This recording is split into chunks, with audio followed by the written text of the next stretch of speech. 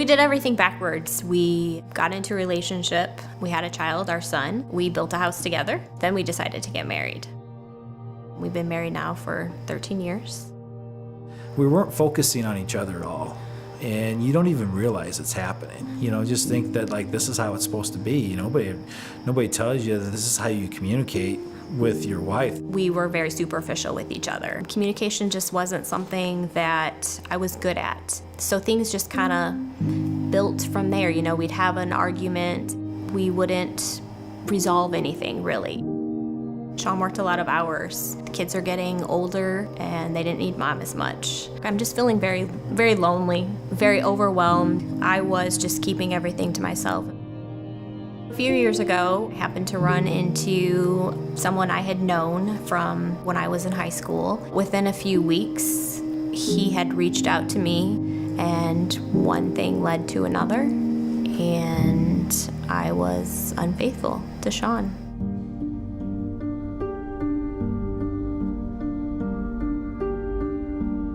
Sean had asked several times. I think he could get a sense of something going on with me. The weirdness had just really gotten to be more than I can take. You're with somebody for 10 years, you know who they are, you know what's normal, what's not. That began months of pure, constant, ongoing anxiety on my part of trying to be a better husband and try to fix whatever was wrong with our marriage. I lived this double life. I was one person with my kids and my husband, and then I was this other person. And I really didn't recognize or even like that other person. It wasn't really who I wanted to be. And I remember one time we had decided to meet, and we were gonna actually talk about divorce.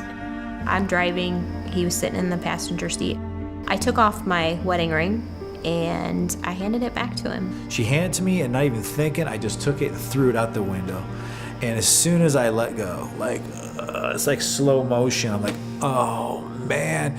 And I just somebody just punched me in my stomach.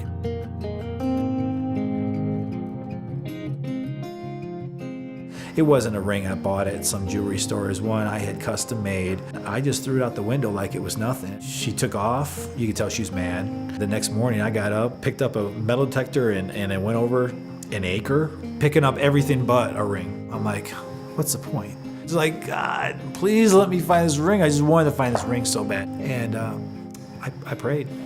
That's the first time as a grown adult I prayed. After I prayed, I started heading back to my car, and my metal detector went off. As I swung over and it went off, I looked down and I could see the sun hit that diamond glared right in my face. It's sticking straight up on top of the grass, not where it was buried in the grass, on top of the grass. I'm like, I don't know, it's just like I felt something.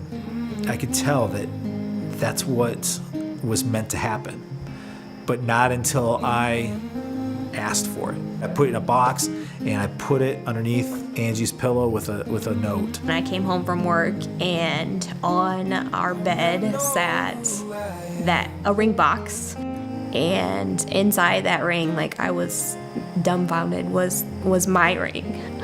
Sorry, I'm gonna cry. I've never known who I am. I just kind of knew in my heart that I needed to let him know everything that had been going on, that if we were going to move forward, there couldn't be any secrets between us. He came home and I said, everything that you had asked and everything I had denied before, I had lied to you, and that there was another person. I've never known who I am. I mean, just the stillness in that room, the quietness, just watching him break. It was a hard few days. We were just at a place that, we needed help.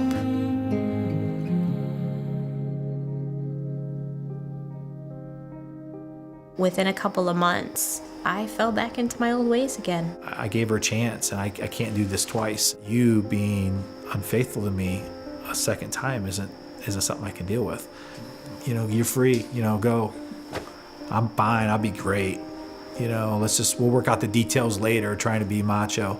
And I was a wreck. I was just an absolute wreck. He just came up to me and he said, I hope that you find what you want, that this is going to make you happy. Something finally just broke in me, and I was letting this good guy walk away for selfish reasons, because at this point I had blown my chances. Like, he had given me another chance. He was not gonna take me back a second time. I think that was like the moment that I really started looking towards God and really started wondering about my faith. But I felt something I needed to be at church. And I went there and I sat in the front row, cried the whole time.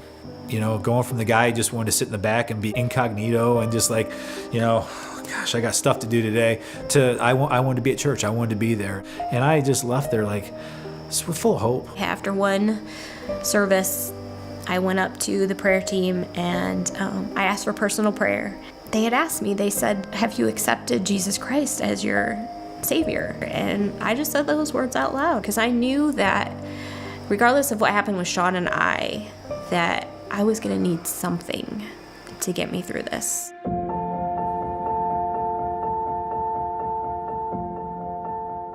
I started attending some classes with some friends and learning more about faith and what it meant. I think my heart was softened, you know, with the messages I was hearing at church. You know, everything was just felt like God was setting these healing things in our path that were meant to be there to bring us closer together.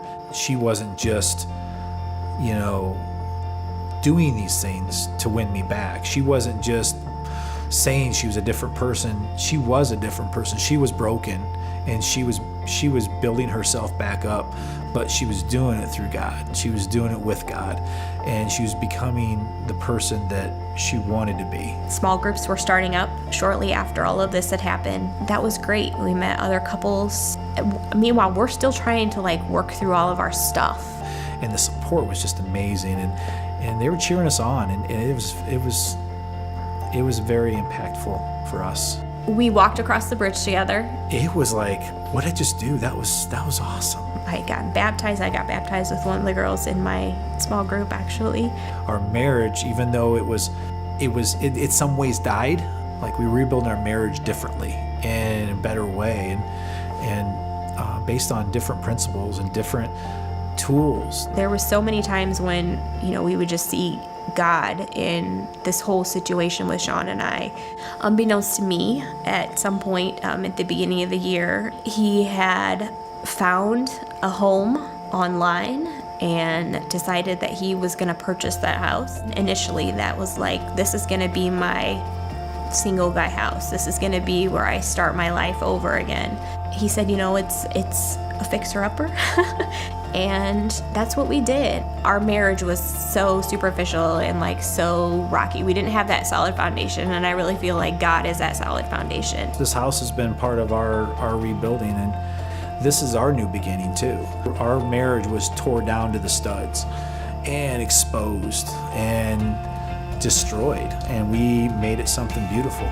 You know, those scars are always going to be there. There's going to be some pain, but it's made us who we are, and I'm a better person. I've God in my life.